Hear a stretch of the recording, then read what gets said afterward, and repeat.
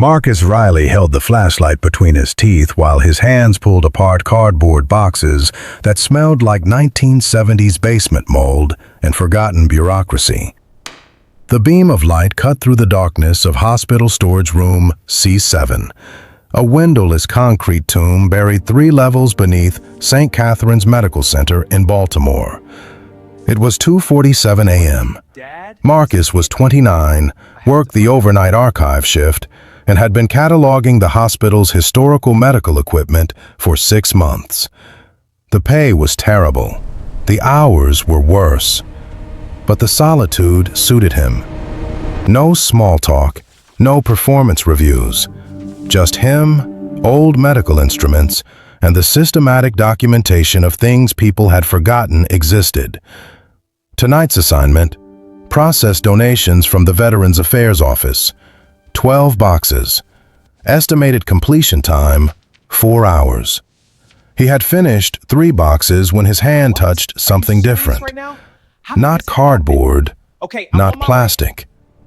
Leather. Marcus pulled out a medical field bag, canvas exterior, leather straps, military green with stains that had oxidized to brown. The brass buckles were corroded, but still functional.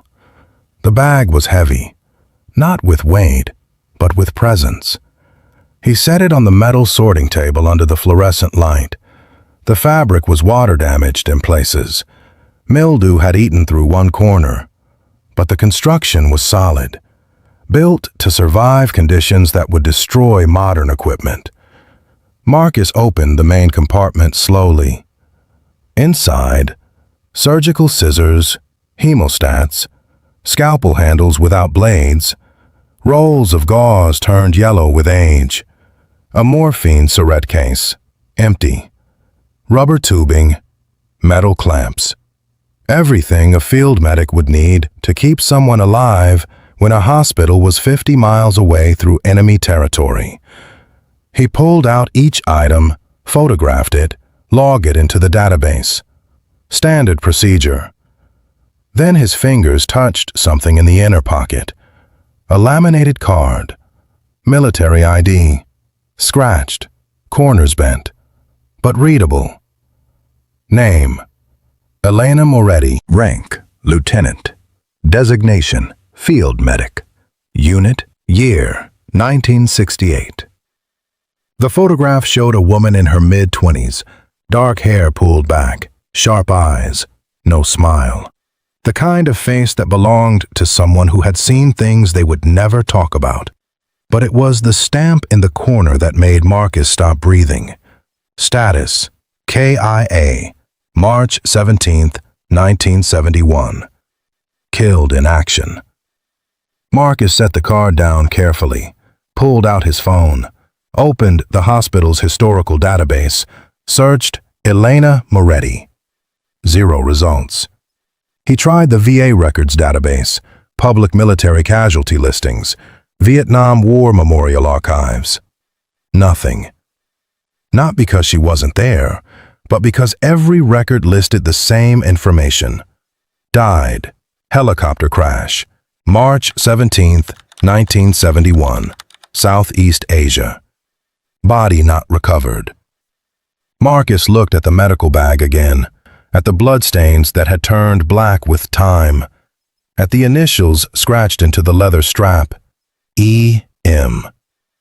This belonged to a dead woman. But why was it here? Why donate it to a Baltimore hospital in 2024? He checked the donation form. No name, just anonymous, VA collection transfer. Marcus photographed the ID card, photographed the bag, logged everything with meticulous detail. Then he did something he rarely did. He broke protocol. He took the bag home. The next evening, Marcus returned to his studio apartment with a plan. He had spent the day researching Elena Moretti obsessively. Military forums, casualty databases, declassified CIA documents. What he found was a pattern of absence. Elena appeared in exactly 3 official documents. 1. Enlistment record, 1967. 2. Assignment to Medical Unit, 1968. 3. Death Certificate, 1971.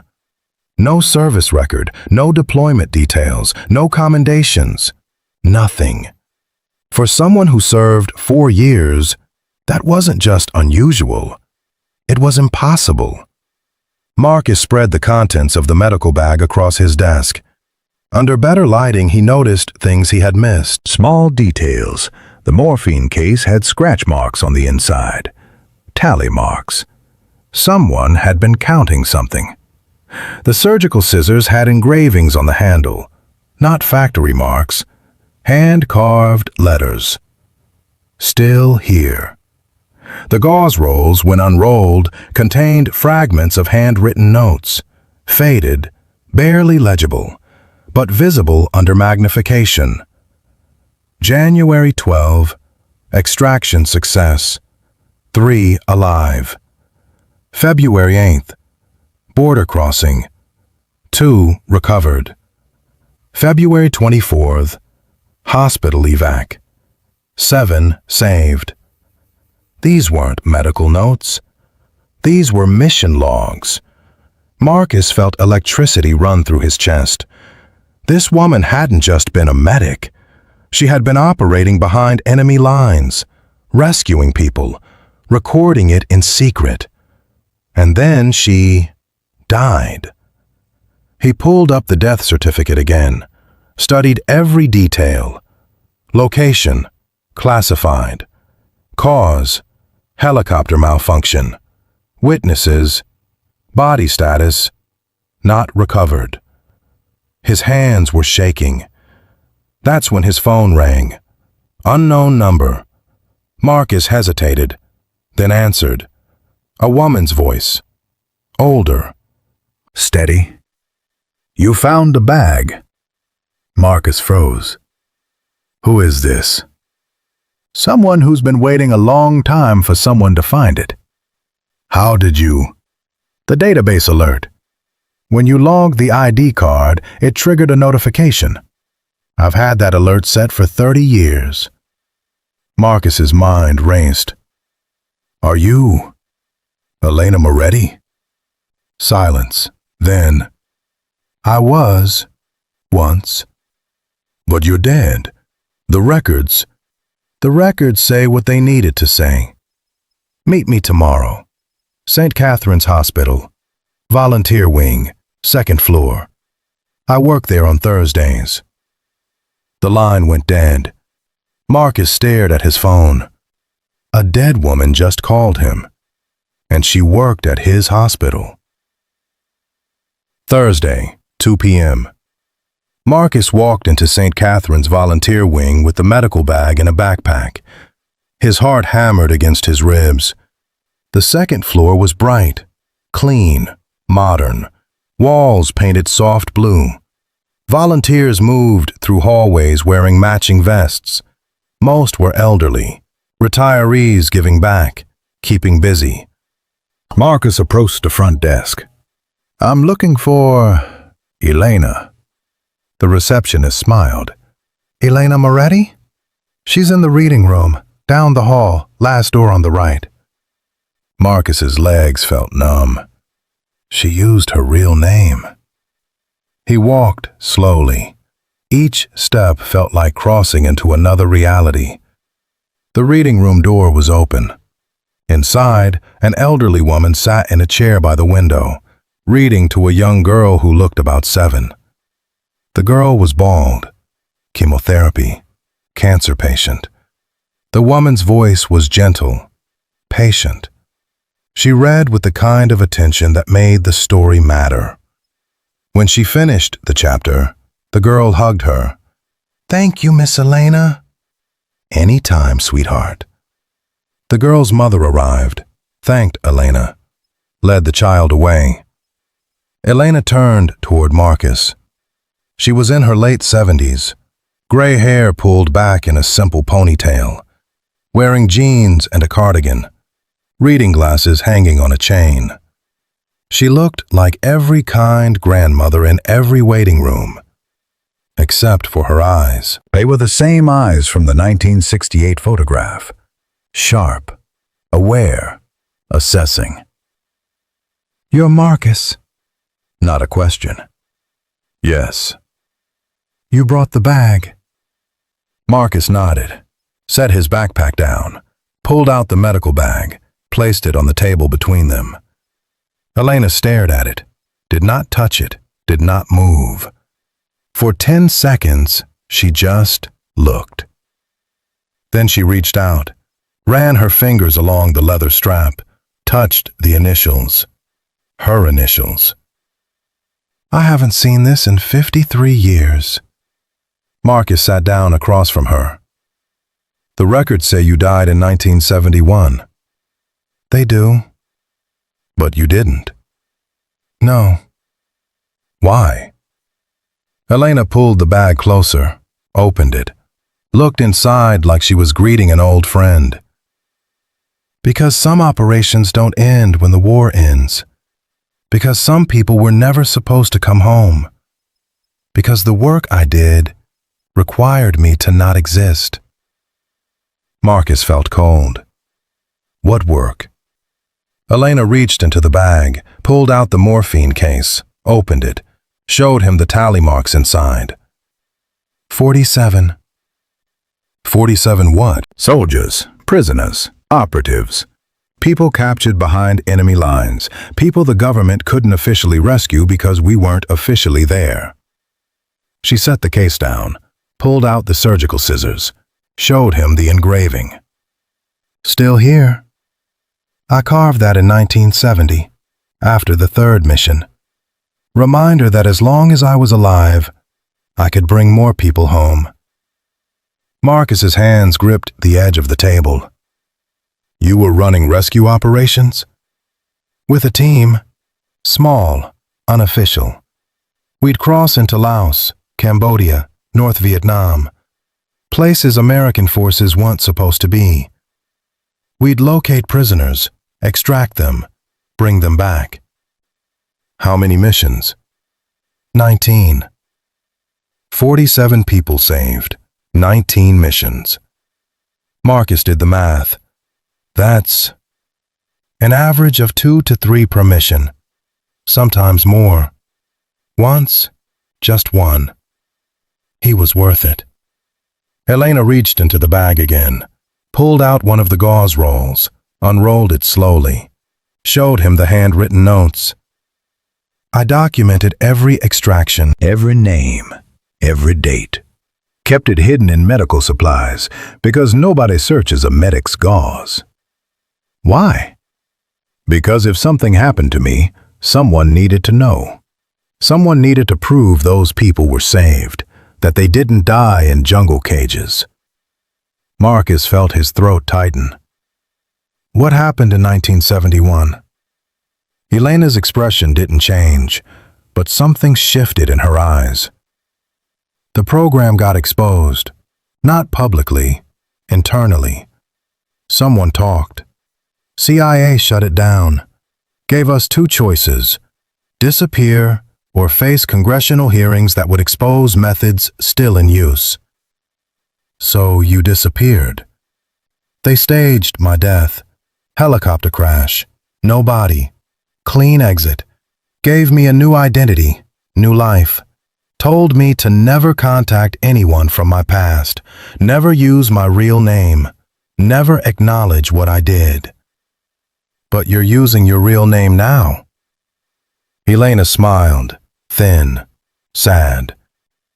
"Because everyone who knew me is dead. My team, my superiors, the prisoners I saved. Time did what secrecy couldn't. I outlived the need to hide." Marcus looked at the medical bag, at the evidence of 19 missions and 47 lives. Why donate the bag? Why risk someone finding it? "Because I'm 78 years old. I don't know how much time I have left, and I couldn't let this disappear.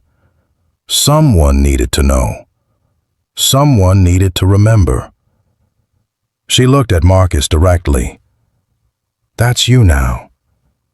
You're the one who knows. But that wasn't the full story. Over the next 3 weeks, Marcus met with Elena 6 more times. Each meeting revealed new layers. She told him about the first mission, January 1969. 3 prisoners in a bamboo cage in Laos.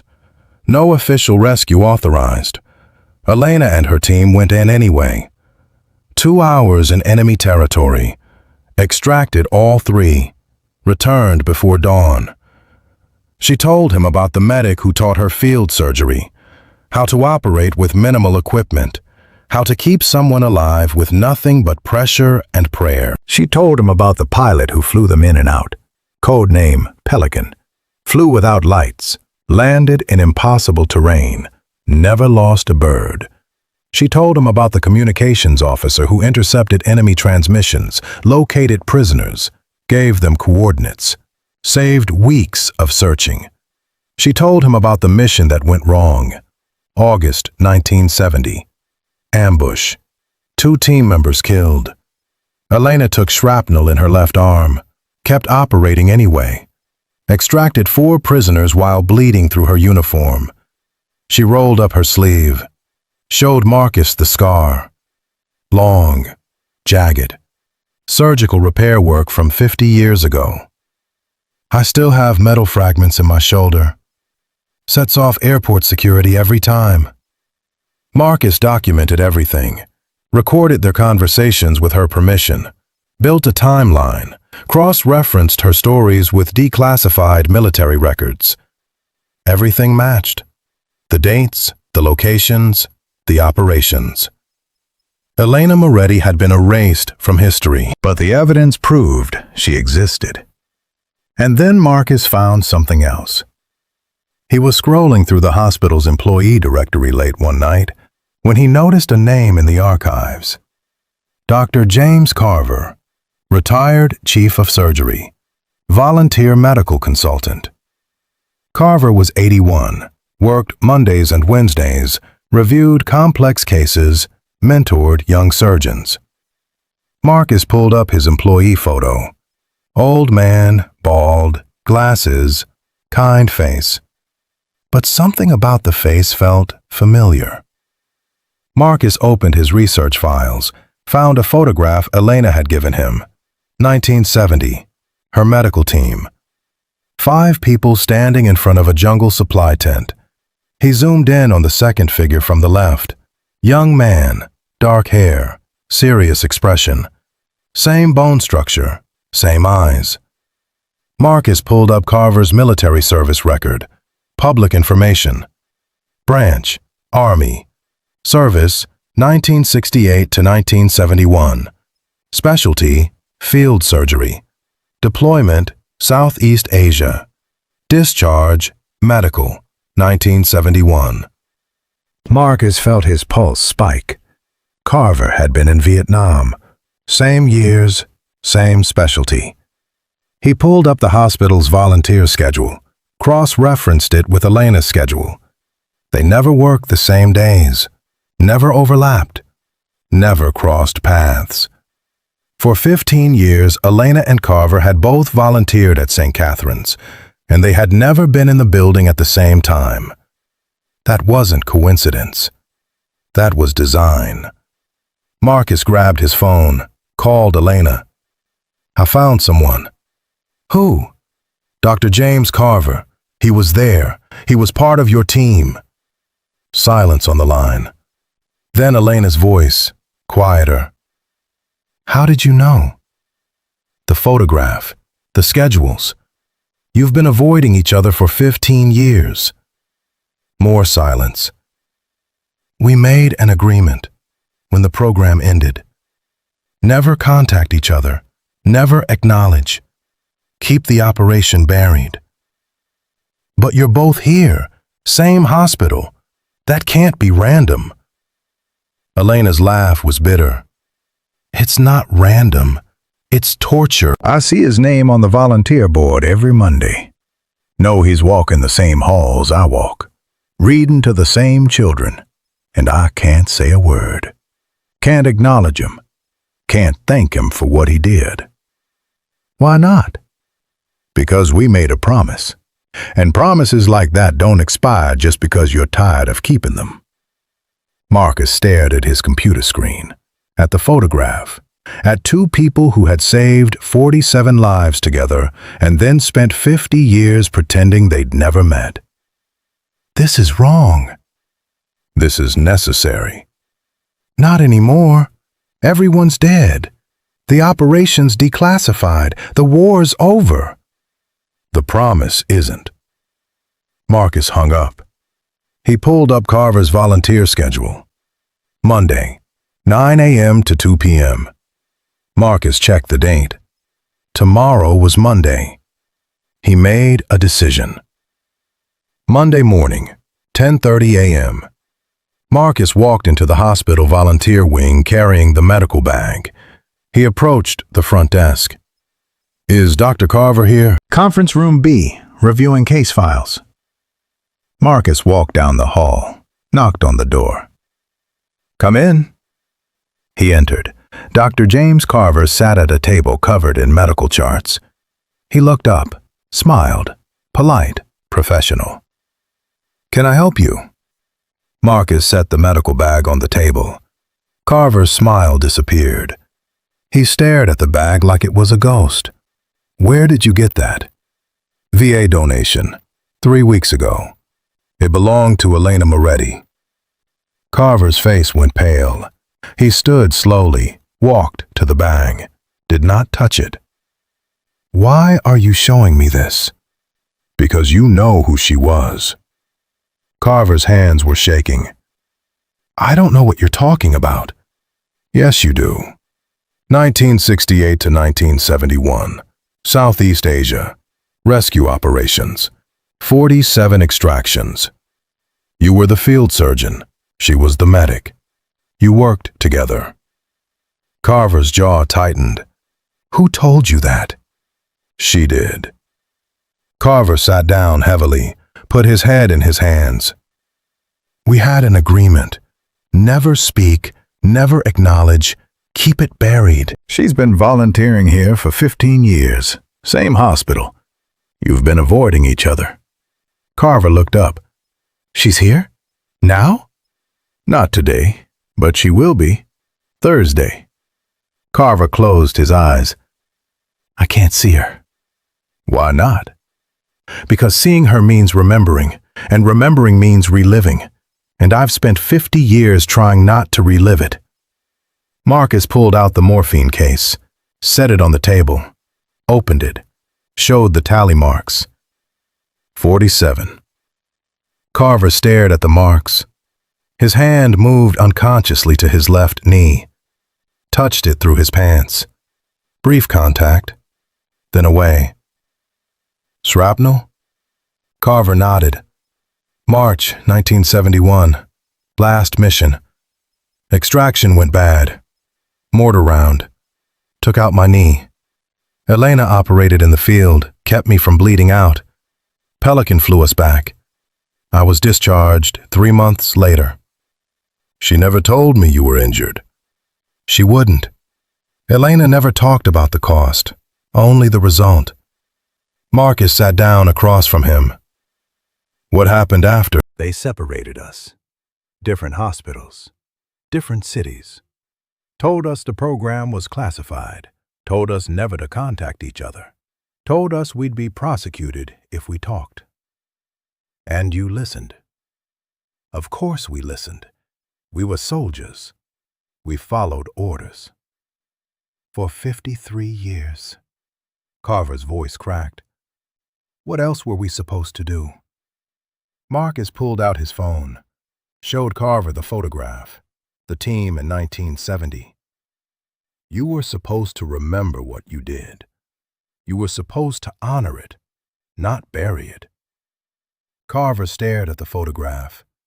Tears formed in his eyes. We saved 47 people. I know. 19 missions. 3 years. We were kids. I was 24. Elena was 23. and they gave us impossible tasks and told us to make them possible. And you did. We did. And then they erased us, told us it never happened, told us those people were never saved, told us we were never there. Carver picked up the medical bag, held it like something sacred. Is she okay? Elena? Is she healthy? She's 78, still sharp, still volunteering, still saving people, just differently. Does she? Carver's voice broke. Does she ever talk about us? About the team? Marcus nodded. All the time. She told me about every mission, every name, every face. She never forgot. Carver wiped his eyes. I need to see her. She said you can't. The agreement, fuck the agreement. Carver stood. I've spent 50 years following orders that came from people who are dead. I'm 81 years old. Elena's 78. We don't have time for promises anymore. Thursday, 1 p.m. Marcus stood in the hospital volunteer wing holding his phone. He had called Elena that morning, told her to come to the hospital, told her it was important, told her someone needed to meet her. She arrived at 1:15, walked down the hall toward the reading room, saw Marcus standing outside. What's going on? Marcus opened the door. Inside, Dr. James Carver sat in a chair by the window. The medical bag rested on the table beside him. Elena stopped walking. Her hand went to her mouth. 53 years collapsed into nothing. She stood in the doorway. He sat by the window. Neither moved. Marcus stepped back, gave them space, but he stayed close enough to hear. Elena spoke first, her voice barely a whisper. James. Elena. We weren't supposed to. I know. The agreement. I don't care anymore. Carver stood, slowly. His knee still bothered him after 5 decades. Elena walked toward him, each step deliberate, controlled, like she was afraid sudden movement would shatter the moment. They stopped 3 feet apart, looked at each other. 2 old people who used to be young soldiers, who used to save lives in places that didn't exist. Elena's voice cracked. You look old. Carver laughed, tears running down his face. So do you. I thought about you. Every Thursday. I'd see your name on the schedule. Know you'd been here. Walked the same halls. Touch the same doors. I did the same. Every Monday. I'd wonder if you were reading to children. If you were still sharp. If you still remembered. I never forgot. Neither did I. They moved closer. Carver reached out, touched Elena's left arm, where the scar was, where the shrapnel hit in 1970. Does it still hurt? Only when it rains. Mine too. He touched his knee. They stood like that, old soldiers acknowledging old wounds. Then Elena pulled him into an embrace, not gentle, hard, desperate, like she was holding on to something she thought she'd lost forever. Carver held her back just as tightly. Marcus turned away, gave them privacy, walked down the hall, sat in the waiting area. 10 minutes passed. When he returned, Elena and Carver were sitting at the table, the medical bag open between them. They were going through each item, remembering. Elena held the surgical scissors. You carved this. After the mission in February 1970. Carver nodded. Still here, because we were, against all odds. Pelican crashed 6 months later, training exercise stateside. Survived the war, died in peacetime. I went to his funeral. Nobody knew what he'd really done. Nobody could say. They kept pulling out items, each one a memory, each one a story. Marcus documented everything, photographed them together, recorded their conversation. Because this mattered. This was history. What happened next changed everything. Over the following weeks, Elena and Carver met regularly, started documenting their missions properly, not hidden in gauze rolls, not in classified files, in clear, detailed testimony. Marcus helped them organize the information, built a comprehensive database, cross-referenced everything with declassified military records. They identified 31 of the 47 people they rescued, found 7 still alive. Marcus contacted them. 3 responded. One was a retired lawyer in Oregon, captured in 1969, held for 4 months, rescued by Elena's team in December. He was 76 now, married, 3 kids, 7 grandchildren. He wept when Marcus told him Elena was alive. I thought she was dead. They told me she died in 1971. I wanted to thank her. I spent 30 years trying to find her. Couldn't. Thought I'd never get the chance. Marcus arranged a call, put Elena on the phone. This is Elena Moretti. Silence. Then, Crosswind 7? Elena's hands shook. Yes. You pulled me out of a cage in Laos, December 14th, 1969, 3 a.m. You carried me 6 miles through jungle because I couldn't walk. You operated on my leg with a pocket knife and morphine. You saved my life. Elena closed her eyes. Daniel Reeves. I remember. You remembered my name? I remembered all of them. Reeves sobbed, couldn't speak for a full minute. When he could, he said, Thank you. I've waited 50 years to say that. Thank you. Elena cried. First time Marcus had seen her cry. You don't have to thank me. Yes, I do. You gave me my life back. I got to raise my children, meet my grandchildren, live. Because of you. They talked for an hour. When it ended, Elena sat in silence for a long time. Then she looked at Marcus. We need to do this right.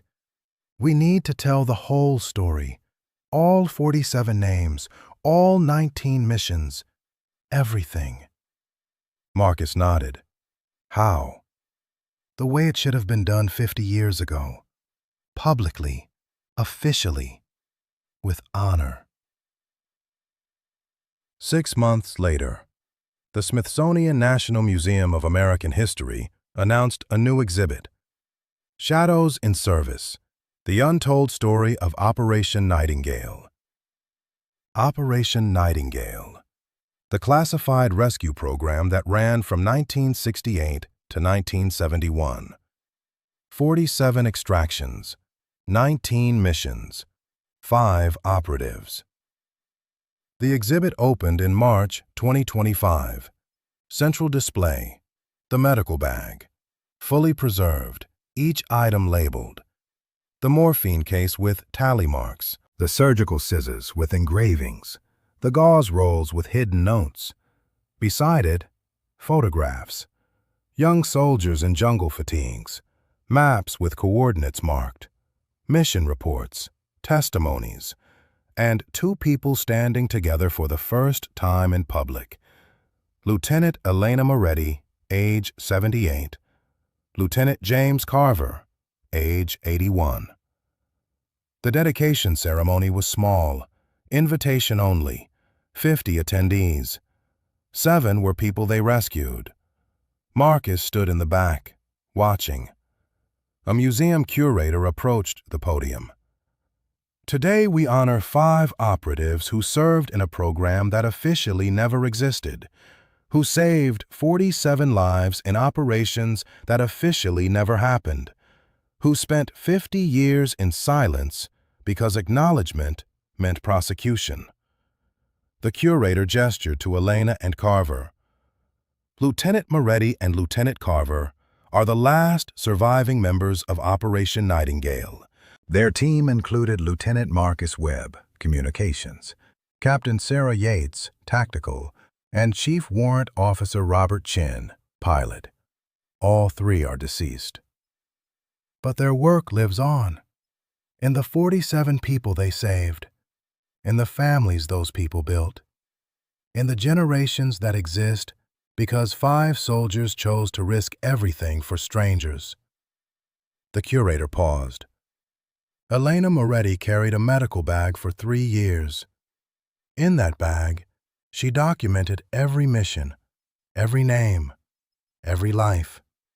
And when the program ended, she buried that documentation, not to destroy it, to preserve it, until the right time, until someone who would care found it and chose to tell the truth.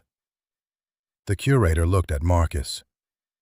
That person was Marcus Riley, hospital archivist, who found the bag, who found Elena, who refused to let this story stay buried. Marcus felt 50 pairs of eyes turned toward him. He hadn't expected to be part of the ceremony. The curator continued. This exhibit exists because one person cared enough to search. One person believed a dead woman's story. One person chose truth over convenience. Marcus looked at Elena. She smiled, nodded. The curator invited survivors to speak. Daniel Reeves went first, walked slowly to the podium, used a cane. 76 and still healing from wounds 50 years old. I was 19 when I was captured. Thought I'd die in that cage. Then one night, someone cut the lock, whispered, "American Medical, you're safe." That someone was Elena Moretti. He turned to face her. She carried me 6 miles, operated on me in the dark, kept me alive. And when I asked her name, she said, "It doesn't matter. You're going home." His voice broke. It mattered. It matters. Elena Moretti, James Carver, Marcus Webb, Sarah Yates, Robert Chen. Those names matter. Those people matter. And I'm standing here 50 years later because they chose to be heroes when nobody was watching. 6 other survivors spoke. Each one told a story. Each one thanked the team. Each one proved that 47 wasn't just a number. It was 47 lives, 47 futures, 47 reasons why silence was wrong. When they finished, the curator invited Elena to speak. She stood slowly, walked to the podium, looked at the medical bag under museum glass. Her voice was steady. I didn't want recognition. I wanted to do the job. The job was saving lives. We saved 47. We lost 3 team members doing it. That's the trade. That's the cost. She looked at the survivors. I'm grateful you're here. Grateful you lived. Grateful you built families and careers and futures. That's what we fought for. Not medals, not ceremonies. Just the chance for people to go home. She touched the podium. But I'm also angry. Angry that we had to hide. Angry that our team was erased. Angry that Marcus Webb died in 1983 and nobody at his funeral could say what he really did. Angry that Sarah Yates died alone in 1997 because she was too afraid to contact us. angry that Robert Chen never got to tell his children why he had nightmares. Her voice hardened. We served. We sacrificed. We succeeded. And we were told to forget, to bury it, to pretend it never happened. She looked at the crowd. But it did happen. We were there. Those missions were real. Those lives were saved. And silence doesn't change that. It just makes the truth harder to find. She stepped back. The room erupted in applause. Not polite, thunderous. People stood. Survivors, family members, veterans who understood. Elena stood at the podium, did not smile, did not wave, just nodded once. Acknowledgement, not celebration. Because 47 people were saved, but 3 teammates died, and no amount of applause could balance that equation. After the ceremony, Marcus found Elena standing in front of the medical bag display. She was alone, staring at the tally marks in the morphine case. 47. Marcus stood beside her. You okay? I don't know. I spent 50 years hiding. Now I'm standing in a museum with my face on a plaque. It doesn't feel real. It's real. Elena touched the glass case. I keep thinking about the ones we didn't save, the missions that failed, the times we got there too late. How many? 4. 4 operations where we arrived and found bodies instead of prisoners. Her hand dropped. Nobody talks about those. Nobody makes exhibits about failure. But those 4 missions haunt me more than the 47 successes. Marcus understood. You can't save everyone. I know, but knowing doesn't make it easier. They stood in silence. Then Elena turned to him. Thank you for finding the bag, for believing me, for making this happen. You made it happen. I just documented it. No, you gave me permission to stop hiding. That's different. That's important. She reached into her pocket, pulled out a small object, handed it to Marcus. A military challenge coin, old, worn. Operation Nightingale insignia on one side, number 47 on the other. This was given to the team after the last mission, right before they disbanded us. We each got one. I've carried mine for 53 years. Marcus tried to hand it back. I can't take this. You already did. The moment you opened that bag, you became part of the story. Now you carry it forward. Make sure people remember. Marcus closed his hand around the coin. It was warm from her pocket. 53 years of carrying. Now his turn. 3 years later, Marcus Riley stood in his office at the Smithsonian. He was 32 now. Official title? Curator of Modern Military History.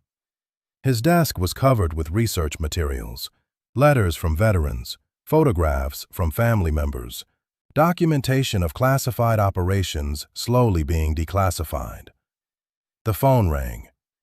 Marcus Riley. Mr. Riley, my name is Catherine Webb. I'm calling about the Operation Nightingale exhibit. How can I help you? My father was Marcus Webb, communications officer. He died in 1983. I was 12. He never told me what he did in the war. Never told me about the team, about the missions. Her voice cracked. I saw the exhibit last week, saw his name, saw his photograph, read what he did, and I realized my father was a hero, and I never knew. Marcus felt his chest tighten. Your father saved lives.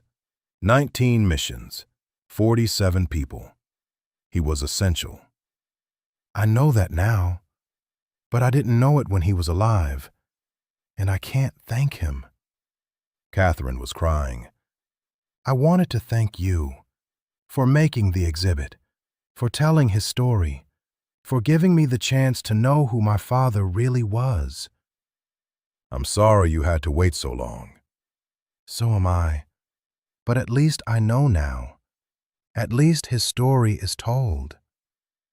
After the call ended, Marcus sat in silence. This was the fourth family member who had called that month. Children of operatives who served in classified programs. People who spent their whole lives wondering why their parents had nightmares, why they didn't talk about the war, why they seemed haunted by things they couldn't name. Now they knew, and knowing changed everything. Marcus opened his email, saw a new message from Elena. Subject, thank you. Body, Daniel Reeves died last night, peacefully, surrounded by family. His daughter called me, said he was grateful, said he told his children about the rescue before he passed, said he made sure they knew my name. That's 7 survivors gone now, 40 left. Clock's ticking. But the story lives. That's what matters. Elena. Marcus replied, the story lives, and we'll make sure it keeps living. Marcus. He looked at the challenge coin on his desk. Number 47. 47 lives, 47 futures, 47 reasons why hidden truth matters. Marcus picked up the phone, Called the museum director. I want to expand the exhibit, add oral histories, testimonies from families, documentation of other classified rescue programs. Make it a full archive. Approved. How much space do you need? All of it. This story is bigger than one team. This is about every person who served in shadows, every mission that officially never happened, every life saved in silence. Build it. I'll get you funding. Marcus hung up, opened a new file on his computer, titled it, The Ones We Remember, started typing. Because Elena was right. The story lived, and it was his job now to make sure it kept living. Not just for 47 people, but for every person who served and wasn't allowed to be acknowledged. Every soldier who died with classified secrets. Every family that never knew why their loved one was different. The medical bag sat in museum glass 3 floors above him. But its story was still being written. Every day, every call, every family member who found answers. Marcus looked at his computer screen. The cursor blinked, waiting.